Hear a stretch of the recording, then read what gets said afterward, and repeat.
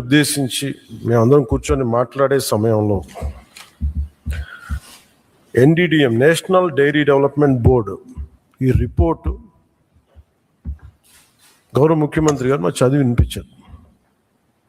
3 రిపోర్ట్స్లో ఒక దాంట్లో vegetable oils నెయ్యి లేదు, ఇందులో అంటే ఏ స్థాయికి వీళ్ళు చేశారని చెప్తూ దాంట్లో ఒక రిపోర్ట్లో ఫిష్ ఆయిల్ ఉందనేది, ఇంకో దాంట్లో బీఫ్ టాలో ఉందనేది,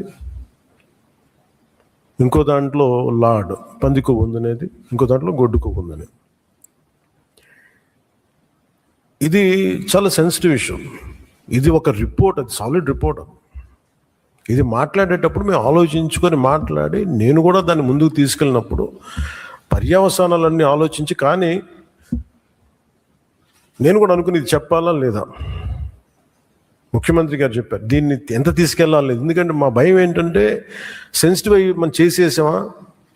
భగవంతుడితోటి మీకు గతంలో చెప్పినట్టుగా రామచంద్రమూర్తిగా విగ్రహం తల నరికేస్తే రామతీర్థంలో దాన్ని చేయడం మళ్ళీ ఇప్పుడు చేసి దీని మీద మనం తప్పుగా అనుకుంటారా, లేదంటే దీన్ని కూర్చోబెట్టి రాజకీయ పరంగా లబ్ధి పొందుతారు, ఇలా ఆలోచిస్తారని చెప్పి 1-2 రోజులు ఆలోచించినా కానీ చెప్పకపోతే ఏం జరుగుతుంది. రేపు పొద్దున మీ అందరికీ తెలిసి కూడా మీరు ఎందుకు మాట్లాడలేదు, అదొక ప్రశ్న ఉంటుంది. అందుకని దాన్ని మాట్లాడాల్సి వచ్చింది. ఎందుకంటే ఆల్రెడీ మేము గవర్నమెంట్ ఫామ్ అయ్యాం, 5 years మేమే ప్రభుత్వంలో ఉంటాం. ఇది లాస్ట్ 6 నెలల్లో ఏదైనా ఉందంటే ఒక మేము ఇలాంటి ఏదైనా చేసాం ఒక అర్థం ఉంటుంది. వచ్చిన 2 నెలలు మాకు ఏం అవసరం ఉంది, 5 years ఈ ప్రభుత్వమే ఉంటుంది. ప్రజలు ఎన్నుకున్నారు. ఇది తీసుకెళ్ళకపోతే తప్పు అవుద్ది. ఎందుకంటే మా బేసిక్గా అందరం ప్రతి మతాన్ని గౌరవించే సంస్కృతి ఇది. ఈ దేశంలో హైందవ సంస్కృతి లేకపోతే మిగతా సంస్కృతులు లేవు. అలాంటి హైందవ సంస్కృతి మీద ఇంత అపవిత్రం జరిగినప్పుడు వీళ్ళు రిపీటెడ్గా చేస్తున్నప్పుడు ఇది చెప్పాలా లేదా అని కూర్చొని చాలా తర్జనలు పడి నాకు పర్సనల్గా గిల్ట్ ఉండి, అరే మనం ఇంత కళ్ళ ముందు ఇంత రిపోర్ట్ మాట్లాడకపోవటం అని చెప్పి చేసిన తర్వాత దాని తద్వారా మీ అంశాలు తెలుసు. అది సుప్రీంకోర్టు దాకా వెళ్ళింది. కొంతమంది మీరు ఇట్లా అన్నారు, లారీకి లబ్ధి అన్నారు. మాకేం పోతే 5 సంవత్సరాలు మేమే ఉంటాం, మాకు ఆ భయాలు లేవు. కానీ దీన్ని కరెక్ట్ చేయకపోతే ఎందుకు మాకు ఉంది అంటే దీనికి నేపథ్యం అసలు వీళ్ళని మీరు ఎగ్జామిన్ చేయాలి. ఈ సమావేశం ద్వారా ప్రజలందరూ కూడా మేము ఏం ఎగ్జామిన్ చేస్తున్నామంటే వీళ్ళు ఎలాంటి పరంపర నుంచి వచ్చారు, వారసత్వం ఏంటి వీళ్ళకి. వీళ్ళు భగవంతుడి మీద పగబట్టారు. వీళ్ళు 7 కొండల స్వామి మీద పగ ఉంది. అది ఈరోజు పగ కాదు, ఏం పగో నాకు అర్థం కాదు. 7 కొండలు అంటాం, 7 కొండలు ఎందుకు, నీకు 2 కొండలు చాలని. భగవంతుడి మీద పగ ఏంటి ఎవరికైనా?